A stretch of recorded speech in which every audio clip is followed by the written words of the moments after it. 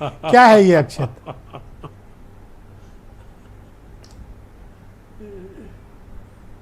चक्रपाणी जी, अच्छा आपको नहीं शायद आइडिया होगा, मैं चलिए हेमंत जी को ही जोड़ लेता हूँ सीधे जी। वो एक बेहतर व्यक्ति हैं जो बताएंगे कि क्या है अक्षत का मामला। हेमंत जी आपका स्वागत और धन्यवाद। मैं आपसे जानना चाहता हूं कि आज उत्तर प्रदेश की कैबिनेट भी वहां मौजूद थी, एक बेहद महत्वपूर्ण कुछ निर्णय भी लिए गए हैं, इसका क्या मायने हैं उत्तर प्रदेश की राजनीति में? अब आने वाले दिनों में क्या अयोध्या सेंटर स्टेज पर होगी? और तीसरा, क्या अयोध्या में राम मंदिर बनने के पश्चात जो कार्यक्रम और आयोजन होंगे वो बड़े व्यापक स्तर पर हैं और बीजेपी इसको बहुत प्रमुख मुद्दे के रूप में इस्तेमाल करेगी? देखिए ब्रजेश जी, इन सब की पृष्ठभूमि में पहले बहुत ज़रूरी बात जो बताना चाहूँगा, हालांकि दुनिया की सबसे बड़ी लोकशाही के लिए बहुत अच्छी बात नहीं है, चिंता का विषय है, लेकिन भारतवर्ष में पिछले कुछ समय के दौरान कट्टरता बहुत बुरी तरीके से बढ़ी है और इसके पीछे मैं धार्मिक आधार पर द्वंद्व से कहीं ज़्यादा राजनीति जिस प्रकार की हो रही है उसको ज़्यादा जिम्मेदार मानता हूँ। बड़ी खराब दशा है और जाने अनजाने इन्हीं समीकरणों के आगे बढ़ते हुए इस वक्त 1990 का ख्याल रखिए, एक बार फिर 2024 में मंडल कमंडल की लड़ाई का परिदृश्य उत्पन्न हो रहा है, ऐसा मैं देख पा रहा हूँ जी। अपोजिशन पूरी तरीके से, अपोजिशन मतलब INDIA इंडिया अलायंस पूरी तरीके से हर दल, इसका हर हिस्सा ये लगातार जाति जनगणना पर जोर दे रहा है।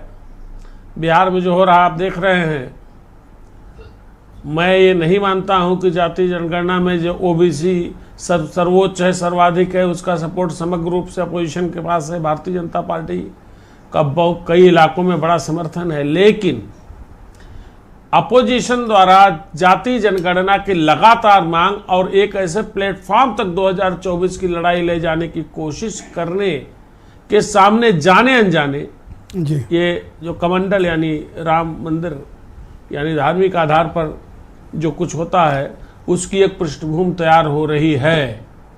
प्रथम दृष्टया ये मेरा अपना ऑब्जर्वेशन है। हालांकि भारतीय जनता पार्टी तो पहले से तैयार थी, उसकी पहले से योजना थी कि उसको राम मंदिर और अयोध्या को लेकर के किधर जाना है, कैसे जाना है, कितना आगे जाना है। अभी कई लोग सवाल कर रहे हैं अपोजिशन के लोग कि अयोध्या में कैबिनेट करने की क्या जरूरत थी। अरे साहब, अगर होनोलुलु यूपी में होता तो स्टेट गवर्नमेंट को इस बात का अख्तियार था कि होनोलुलु जो उत्तर प्रदेश में होता वहाँ कैबिनेट कर सकती थी जी। आपने अपने इंट्रोडक्टरी स्पीच में जो चीज़ें कही हैं 100% सही है। और दूसरे, जब किसी के लिए कोई चीज़ ट्राइड एंड टेस्टेड है तो उस फार्मूले पर कोई पार्टी जिसको लगातार कामयाबी मिली है आगे क्यों नहीं बढ़ेगी। तो अपोजिशन को जब कुछ सामने नहीं समझ में आया क्या करें, तब उन्होंने जाति जनगणना वाले एजेंडे को आगे बढ़ाया। आप देखते जाइए कि 2024 की लड़ाई इसी के इर्द गिर्द जाएगी। और जहाँ तक अयोध्या की बात है या राम मंदिर की बात है, बात तो सही है। अब अपोजिशन को भी अयोध्या और राम मंदिर पर अपना स्टैंड बहुत ही लिबरल रखना पड़ रहा है। आपको हेमंत जी ऐसा लगता है कि 90 के दशक वाला जो वेव क्रिएट हुई थी वो वेव इस मंदिर निर्माण के पश्चात वो क्रिएट की जा सकती है, हो सकती है? और जो मंडल वाली वेव थी, क्या वो जातिगत सर्वे के और आरक्षण के मसले पर क्रिएट हो सकती है, जिसको आप मंडल वर्सेस कमंडल का जिक्र कर रहे थे? बिल्कुल ब्रजेश जी, मेरी बात समझिए। ये अलग बात है कि वो हमको लगता है कि वो वेव नहीं आ सकती है, लेकिन मैं फिर लगातार कह रहा हूं कि कट्टरता का भाव इस कदर बढ़ा है हमारे देश में, जो बहुत बड़ी चिंता का विषय है। और ये तुरंत रिएक्ट करता है, ये तुरंत रिएक्ट करता है। और जब 65% वालों को लगने लगेगा कि उनकी हक तलफी हो रही है और ये बात लगातार उनके बीच में दोहराई जाएगी, तो स्वाभाविक रूप से उनमें भी उद्वेग आना ये अपेक्षित है। ये कोई नई बात नहीं है। ये दोनों धुरी ऐसी हैं जहां आग लग सकती है, जहां आग लग सकती है।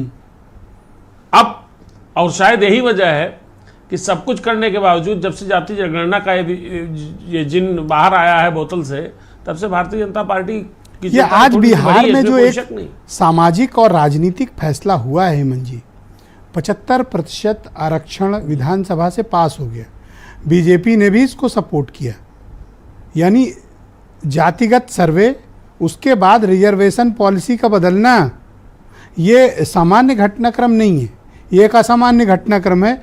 और बिहार के इस मुद्दे का असर उन राज्यों में ज़रूर आएगा जो सीमावर्ती राज्य हैं। मैं विशेष तौर पर उत्तर प्रदेश का जिक्र करना चाहूँगा।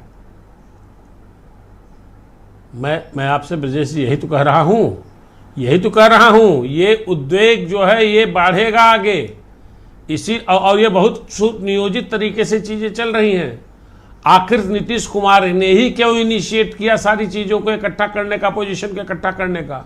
उनके पास पहले से ये फार्मूला था कि हमारी संख्या, हमारी हिस्सेदारी ज़्यादा होनी चाहिए, हमारी संख्या बहुत बड़ी है, और ये ऐसा जिन्न है जो कहीं भी आग लगा सकता है। माफ़ कीजिएगा, खास तौर से आपने बहुत अच्छा मेंशन किया कि जो सीमावर्ती राज्य हैं, और ये भारतीय जनता पार्टी के नेतृत्व के लिए भी एक चिंता का विषय है। और आप इसका फर्क देखिएगा कि अभी अगर उत्तर प्रदेश में मंत्रिमंडल में विस्तार होता है या पुनर्गठन होता है तो इसमें बहुत बड़ी प्रायोरिटी दी हेमंत जी, अभी मैं डिबेट में आने के पहले OBC बिहार विधानसभा की प्रोसीडिंग देख रहा था आज की। भारतीय जनता पार्टी ने बिना किसी आपत्ति के नीतीश कुमार के एजेंडे पर सहमति प्रदान की 75% आरक्षण के मसले को लेकर। बीजेपी ने अपना पॉइंट ऑफ व्यू क्यों बदला? हेलो, बीजेपी ने जी, यह ऐसा जी यह ऐसा संवेदनशील विषय है जिस संवेदनशीलता में सबको अपनी हिस्सेदारी झलकती है। अगर कोई अपोज करेगा वो तो खेल से आउट हो जाएगा। ये जो खेल 2024 में उसके आगे होने वाला उससे खेल से आउट हो जाएगा, तो अपोज क्यों करे कोई? ये उनकी भी ज़रूरत है। और यहाँ एक चीज़ ध्यान रखिए, मैं फिर इस चीज़ को मेंशन करना चाहूँगा, अपोजिशन के दिमाग में इस बात की गलतफहमी नहीं होनी चाहिए कि ओबीसी सिर्फ उनका है। बीजेपी कहती है कि ओबीसी प्रधानमंत्री हमने दिया है, बीजेपी कहती है हमने ओबीसी प्रधानमंत्री दिया है। साहब, बीजेपी ये भी कहती है, मैं इस बात से आपकी सहमत हूं कि पूरी राजनीति आने वाले दिनों में मंदिर और मंडल के ही आसपास घूमने वाली है। जी, मेरा तो यही मानना है, मुझे ऐसा ही दृश्य भविष्य का नजर आ रहा है। और सही आपने कहा, इसका केंद्र बिंदु अयोध्या बनेगा। हालांकि अयोध्या में जो कुछ हो रहा है इसकी तैयारी भारतीय जनता पार्टी, पर क्या आपको लगता नहीं कि ये 75% आरक्षण का जो ये मुद्दा है जो बिहार सरकार ने अचीव किया है, ये मुद्दा अब दूसरे राज्यों के गले में फांस बनेगा? बिल्कुल बनेगा, क्यों नहीं बनेगा।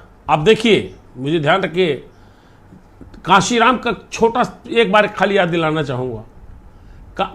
दलित हमेशा कांग्रेस साथ रहता था, थोड़ा रिप्रेजेंटेशन मिलता था उसको, लेकिन कांशीराम यही एक इशू लेके चले थे कि जिसकी जितनी हिस्सेदारी और सत्ता में उसकी उतनी भागीदारी, मतलब जिसकी जितनी संख्या भारी उसकी उतनी हिस्सेदारी।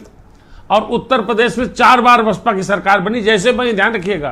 तो ये तो ऐसा है, जब हक की लड़ाई होती है, हक की बात उठाई जाती है तो बाकी एक समाज का, बड़े समाज का पीछे हो जाते हैं। तो जी हेमंत जी, शुक्रिया, हमारे साथ जुड़े रहिएगा, डिबेट को आगे बढ़ाएंगे। जी, मेरे साथ शरतेंदु त्रिवेदी शरद जी मौजूद हैं। त्रिवेदी जी, मैं आपसे समझना चाहता हूं, क्या आप भी